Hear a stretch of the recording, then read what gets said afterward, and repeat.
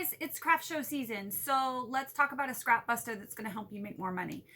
You probably know somebody who owns a Stanley Cup if you don't own one yourself.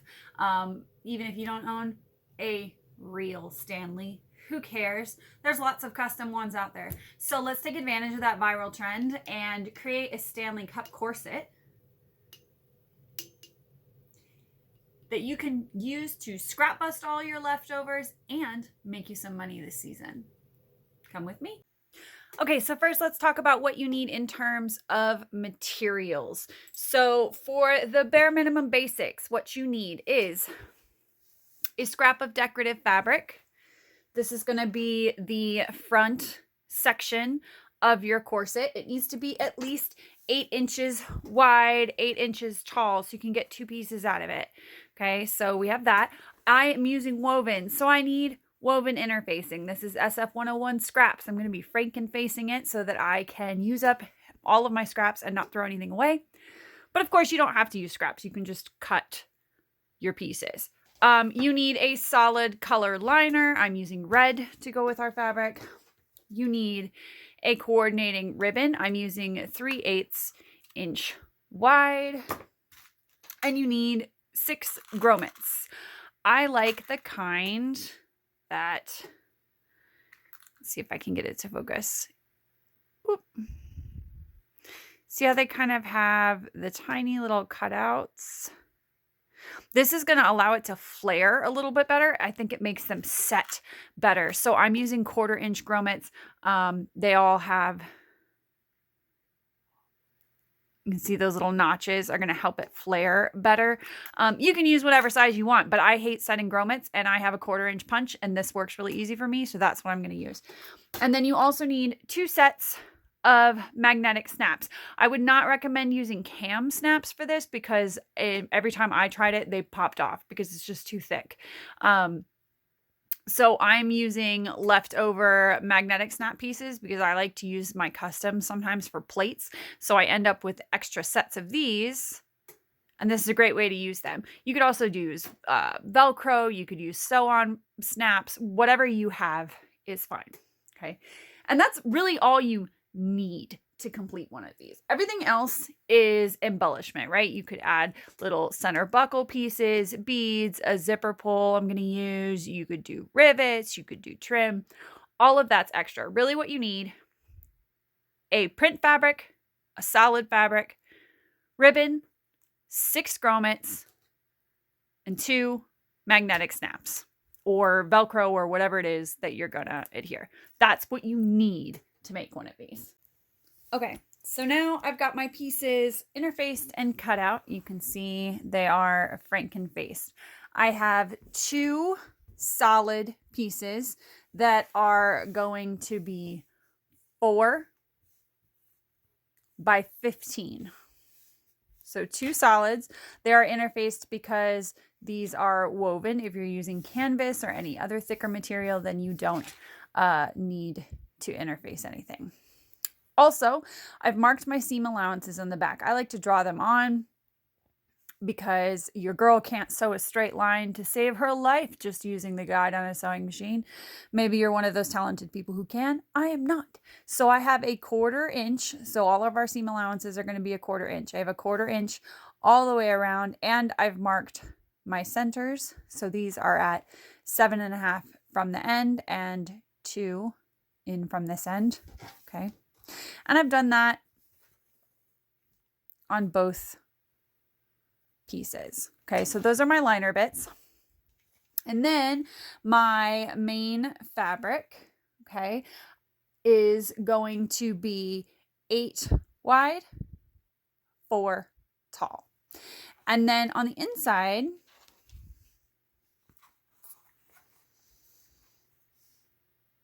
oops, this is upside down. There you go. On the inside, I've drawn in a line 3 inches in from each edge. So you can see that they're opposites. Okay, and that's going to be because they're on opposite sides of your corset. So I've drawn in a line 3 inches and I folded in and then I ironed it. So this is going to be the front of our corset. So how it's going to look, right, is we're going to lay it down like this. I like 3 inches. I like that size gap, but of course, if you wanted a bigger gap, fold it in further. I went with 3. Now, the very next thing that we're going to do is we are going to baste these in place. We are actually first just going to sew down a line right here, just catching this seam in, okay? So you can mark it if you want. That's one place that I use tailor's chalk, and you're going to do it just 1/8 shy of this line on this side so that it's in. And then you're just going to baste around the edge, but you don't want to baste this part. You still want that to be up. So I'm going to go do that at the machine real quick. Okay, so now we're all basted, and you can see I just sewed a line straight down just to tuck in that one unfinished edge, and then I basted all the way around. I did that for both sides. Then it's time to mark our grommets. You can see, ooh, I've marked where they're going to go. So the first one is dead center, 2 inches in, and it is 5/8 from the edge. So this dot is 2 inches in from the side, 5/8 inch from the edge. These dots right here are 7/8 from the edge and 5/8 from this edge. So 7/8, 5/8. Okay, and I've marked them on both sides. And now I'm going to go ahead and install the grommets. The grommets are only going to be installed through this flap, not through the red on the back. So just through here. So I'm going to go ahead and install those and then come back. Now that we have our grommets installed, you can see that there are 6 of them. They are across from one another. They only go through the flap. They don't go through the back. Now it's time to install our magnetic snap pieces or your Velcro or whatever it is that you're using. Remember, try not to use cam snaps because this is going to be too thick and they'll pop off and then you'll be really mad because you won't be able to use it. So I am using the magnetic snaps that come with my customs because I like to use my custom magnetic snaps as bag tags sometimes. And in doing that, that means I have a lot of these little bits left over. And of course, I'm not going to throw them away because I can use them for this project. So we're going to install the 2 female parts on our front. Okay, so it'll look like this when we're done. And so the placement for these snaps, you can see I've drawn it on here, is 1 inch in from the edge and 1/4 inch, 1 1/4 inch from each side. And so that's going to be the center. And now what I'm going to do is I'm going to go ahead and install them so that it looks like this. We're going to do the same thing on the interior lining piece. Okay, and it's okay. We want them to be on the same side because remember, we're going to flip it like this so that they're going to be on opposites. So we're going to install the male snaps to the lining. Okay, and that is because we want the outside that won't have the snap showing, we want that to fold over the top. So the male needs to be on the lining and the female needs to be on the front. So I'm going to go ahead and install those and then we'll come back. Ta-da! And now our magnets are installed.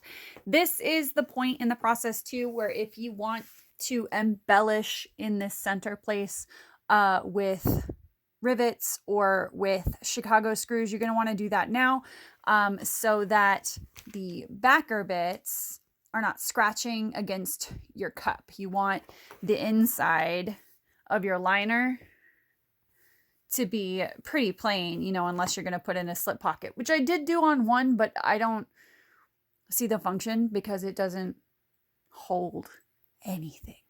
But that's besides the point. Okay, so anyway, you want the backers of things to be on the inside. Okay, so you're going to go ahead and install those now. So I've got my magnets on. Okay, now what I'm going to do is I'm going to line up those center seams that I marked at the very beginning, and I'm going to clip all the way around. And then when I'm sewing, okay, I think I did it on the side. Yeah.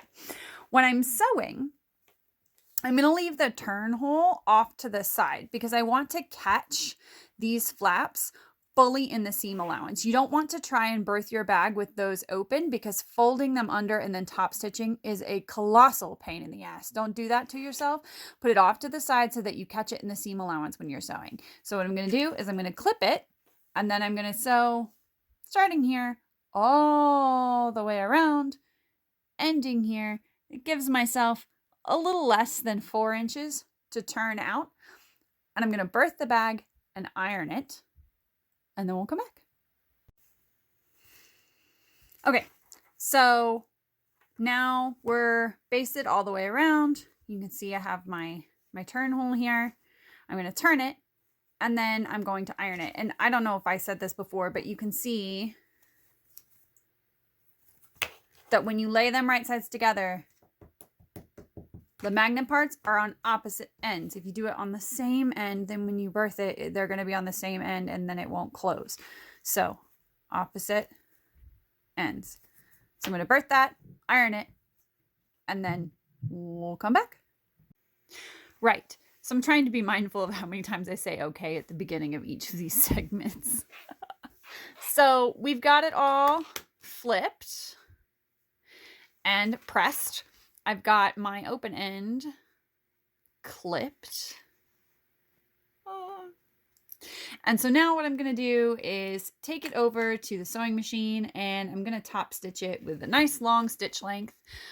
You can see if this area is super thick for you and you're using a domestic machine, you can use a hammer to kind of pound those down, and that will help make it easier. But you also don't necessarily have to top stitch here if you don't want. You could just top stitch from here around to here, pick up your needle, and then do here around to here. I'm going to go ahead and do the whole thing, and then we'll come back. Ta-da! All top stitched. Now it's time to thread our corset part. So I have a piece of coordinating ribbon. I've cut it to about 60 inches. You don't necessarily need it to be that long. I just like to have extra length to work with. So we're going to start by going underneath. If you didn't install decorative little rivets here, this is easier because your flap will lift all the way up and you can get your fingers in there. If you did install decorative rivets like I did, you can see it's a little tricky. I've got the camera like in my face, so I'm trying to look around it. There we go. I like to use sometimes a pair of pliers. That's just going to help me pull that through. So I'm going to go ahead and thread that real quick.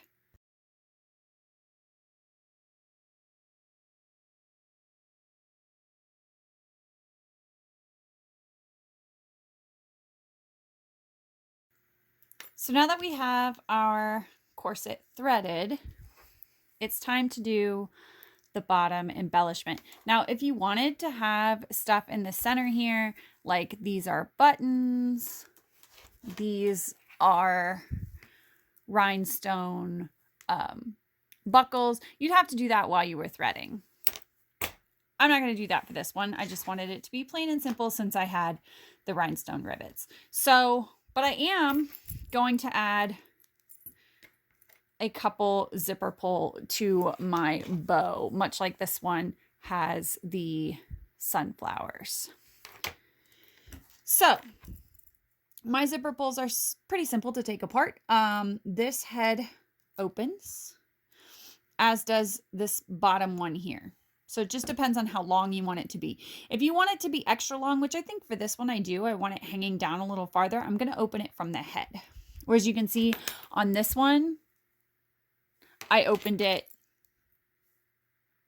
from down here. So all you need is a pair of jewelry pliers. I like to use 2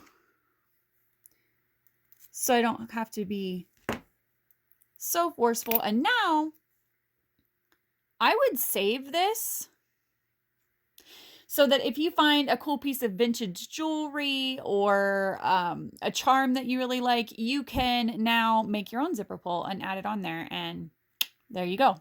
So I'm going to save that. Okay, so now I have this pull, but I don't want my pull to be like this. I want it to lay flat against my cup. So I need an extra ring in here just to help me out a little bit. And I'm just going to use a jump ring. I like to use 20 gauge jump rings, just so that they are nice and thick. But for a 20 gauge, you're going to need jewelry pliers to get that sucker closed. Part of why I like them is their extreme sturdiness, particularly when held up to being washed. Like if I want to change out a pull on a ready-made zipper, that's the size jump ring that I use. And so now I can just go ahead and thread this guy on here and tie him up.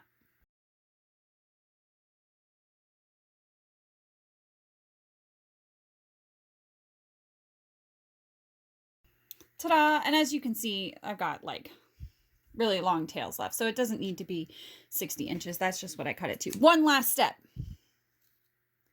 I'm going to trim my ribbon, and I'm going to heat seal it. This is why I buy ooh, try not to burn the shit out of yourself, Jenna. I like to buy the satin because as it being polyester, you can